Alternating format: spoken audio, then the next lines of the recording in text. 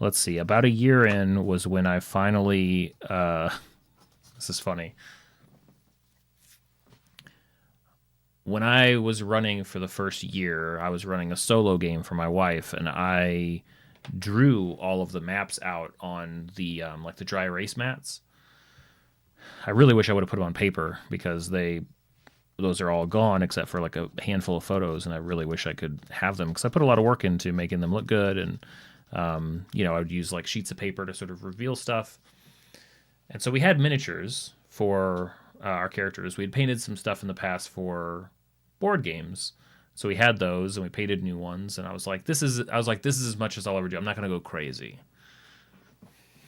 It's like I'm not going to go crazy and build a bunch of stuff or buy a bunch of stuff. And it was about a year in. I was planning for sort of it was her campaign's sort of big boss fight at the end of this adventure, and it was like in the snow on the top of a stronghold against a dragon, like this whole big dramatic scene. And so my first terrain that I used in D&D, I actually purchased from. I still have the tiles. I purchased like snow tiles from somebody on Etsy. I should check and see if they're still making stuff and selling stuff, which is just really funny to look back at now. And shortly after that, I was like, okay, you know what? That was kind of neat. Let me try, and I followed Black Magic Crafts tutorial on making a stone fountain, and just kept going from there. But yeah, I was about a year in when I started into terrain. I was using representative stuff. I was drawing and things like that, but I wasn't really crafting yet. I'll just throw these out. Yeah, I'm sure that there's a use for them, but I've never thought of anything that compelled me to want to save.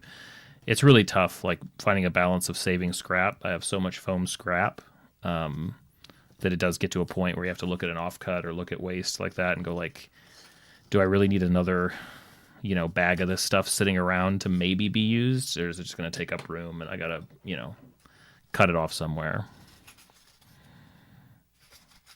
It's a tough balance to find. I think having more space helps a little bit, but at the same time, like sooner or later everybody's got to make a call at some point about just how much scrap they can hold on to.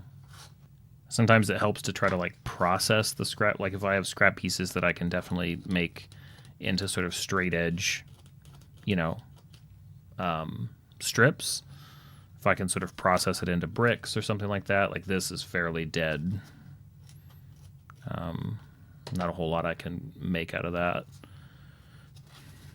The final result will look like individual steps taken from this guy, because that's where they're going to these kind of earth staircases, cave staircases are what they're going to attach to.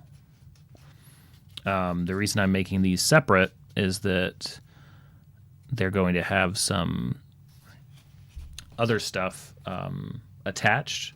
So like, bones and blood and candles, because these steps are going to be like cursed steps that the party can choose to step over. But they can't step over all of them. And so depending on which ones they actually step on, will determine what kind of curse or what kind of hex the witch puts on them. So all the different stair pieces, once I get them put together, are basically going to act as sort of like a recipe, sort of. And so keeping them individual like that means that they can always be resorted, and I can make it a little bit more difficult, a little bit less difficult, depending on the encounter.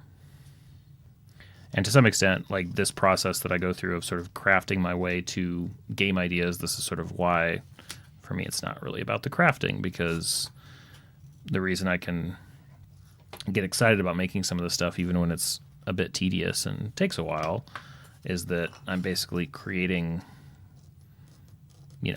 I'm creating gameplay, creating new things that I can do at the table that I wouldn't have done otherwise. And I love that.